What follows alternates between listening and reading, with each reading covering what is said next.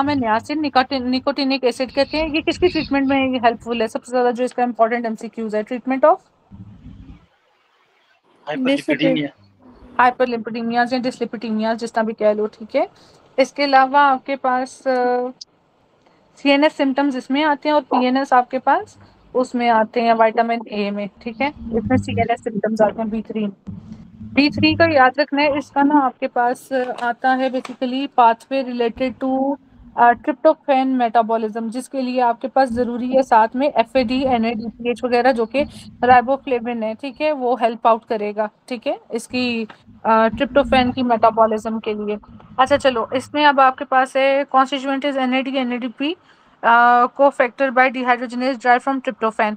Synthesis require vitamin B two and B six. तो कौन से दो विटामिन जरूरी हैं आपके पास ट्रिप्टोफैन की मेटाबॉलिज्म के लिए? B two and B six. B two is riboflavin and what is B6?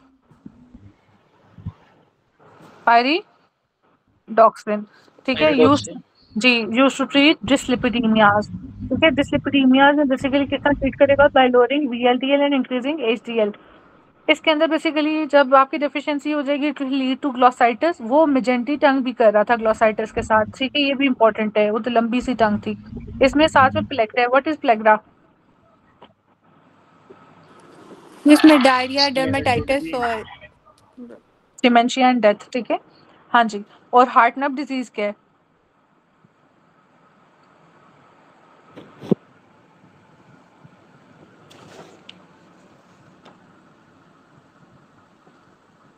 Autosomal recessive metabolic disorder है, जिसके अंदर बेसिकली आपके पास ट्रिप्टोफैन की मेटाबॉलिज्म का नहीं हो रहा होता।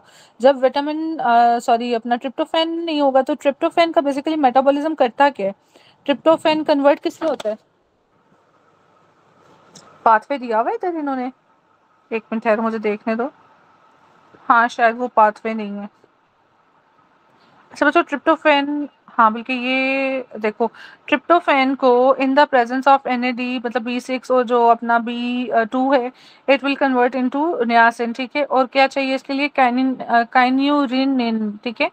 एक ये पाथवे इसमें कन्वर्ट होगा। अगर ये नहीं होगा तो आपके पास नियासिन की डेफिशिएंसी हो जाएगी, आपके पास बी6 और ये नहीं होगा, ठीक है, तो ये ट्रिप्टोफैन की एक्यूमुलेशन स्टार्ट हो जाएगी। This is the type of वो एमपी हिल वाला जो सा है, मिथ्योनिन और थ्रियोनिन और ट्रिप्टोफैन और वो सारा कुछ।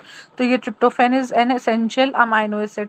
और दूसरा पाथवे इसका सेरोटोनिन पाथवे, ठीक है। और एक आपके पास है, आपके पास HIAA। What is HIAA? Hydroxy indole acetic acid, जो एंडोलिक एसिटिक एसिड। हाँ, जो कि किसमें इंक्रीज करते हैं? Carcinoid carcinoid tumour. ट्यूमर। हाँ, जिसमें क्या होता है? फेशियल फ्लशिंग फ्लशिंग और और ये जी जी। फ्लशिंग और डायरिया और इसके अलावा इस तरह सिम्टम होते हैं। कार्सिनोइड ट्यूमर लंग से भी और इंटेस्टाइन से भी होता है, इस तरह है ना। लंग से भी और इंटेस्टाइन का भी है। इंटेस्टाइन से भी। और डिनीज क्या होता है उसमें? अपेंडिक्स का हाँ अपेंडिक्स का होता है ना, प्राइमरी हाँ, मेरे वो तो ख्याल ठीक है। इंटेस्टाइन में सेरोटोनिन ज्यादातर उसमें किसका रिलीज होता है? होता ज्यादातर इलियम का था कि किसका था? इलियम का था। सबके सबसे ज्यादा इंटेस्टाइन्स में इलियम और फिर अपेंडिक्स और बाकी सब चीजें। सेरोटोनिन रिलीज हो रहा होता है, ठीक है। अच्छा, ये पाथवे हमारे पास tryptophan is converted into serotonin into melatonin, ठीक है। Melatonin is sleep regulator as well as दूसरा एमसीक्यू आपके पास, एक तो स्लीप रेगुलेट करता है, दूसरा पिगमेंट को भी रेगुलेट करता है, ठीक है, along with exercise। अच्छा, अगर वो कहते हैं what is precursor of melatonin? That is serotonin. और सेरोटोनिन का प्रिकर्सर क्या है? ट्रिप्टोफैन, ठीक। तो अगर ये सारी चीजें नहीं होंगी तो ये मेटाबॉलिक पाथवे डिस्टर्ब हो जाएगा। ये एक एमसीक्यू थे, ये मैं कह रही थी। Long term use of isoniazid causes pellagra. तो हमने आगे किया आइसोनियाजिड की तीन चीजें, एक विटामिन सी को भी इफेक्ट करता है, विटामिन के को भी और दूसरा ये प्लेग्रा विटामिन डी किस से इसको मेंशन करें और मुझे क्वेश्चन लाजमी भेजिएगा, ठीक है। फाइल, ठीक है, और जब तो फैक्ट बनेगा, ठीक है। और इसमें आपके पास NAD और NADP इसमें जो आपके पास मेन चीज़ है, ये सारे फैक्टर्स को फैक्टर फॉर सेल सिग्नलिंग और मेटाबॉलिज्म, ठीक है, इन 3 चीज़ों में हेल्प ठीक है। इसके बाद आपको ये सारी चीज़ें मैडम आपकी आवाज़ फिर डिस्टर्ब हो रही है बहुत ज़्यादा। ओके।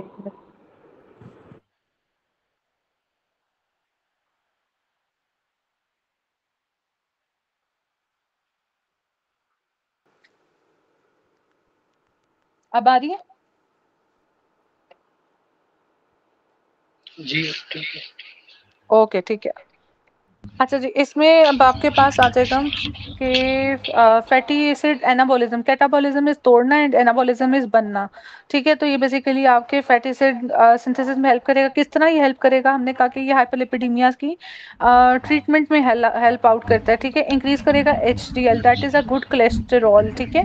तो डिक्रीज करेगा एडिपोज की ब्रेकडाउन का, ठीक है। This is fatty acid synthesis cholesterol synthesis anabolism by increasing the HDL it improves the hyperlipidemia जो अपना डिसलिपिडीमिया और कम कर देगा VLDL को, ठीक है। ये दोनों चीजें लिख लो साथ में।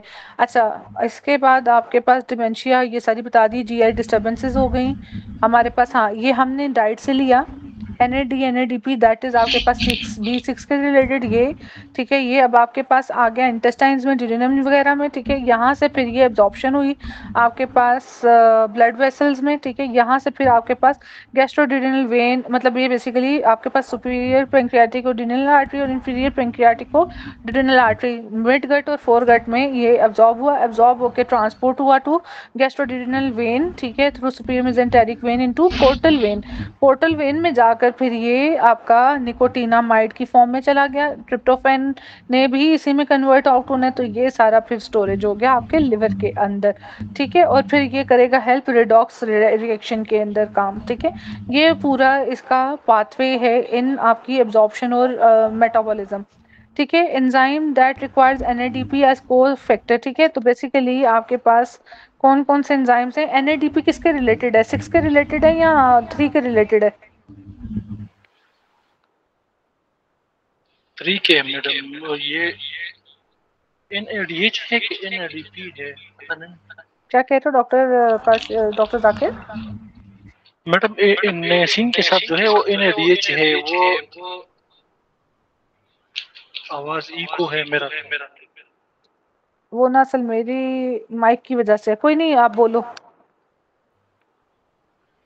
NADH है मैडम नेसिन के साथ। वो इलेक्ट्रॉन ट्रांसपोर्ट चेन में 3 ATP प्रोवाइड करता है।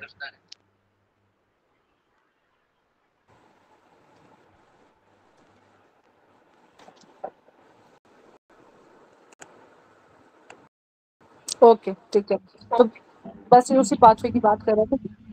अच्छा, तो आपके पास अब ये नियासिन और उसकी B6 और B2 की सबकी बात कर रहे हैं कि आपको ये G6PD के अंदर सारे required enzyme that require NADP as cofactor G6PD, जिसमें आपको B6 2, ठीक है, और ये ट्रिप्टोफैन नियासिन और फिर आगे पाइरोजीनेज, ये वो सारा कुछ, ठीक है, इसमें हेल्प आउट करेगा। Thiamine, ACD, NAD, lipoic acid और CoASH, ठीक है। टू पायरुवेट डिहाइड्रोजिनेज और अल्फा कीटोग्लूटरेट और बीटा चेन, जो कि TCA साइकिल और साथ में ग्लाइकोलाइसिस और PPP में जा रहा है, पेंटोज फॉस्फेट और लेट डिहाइड्रोजिनेज भी है, ठीक है। इन सब में आपको कोफैक्टर करके चाहिए B2, B6 और B3।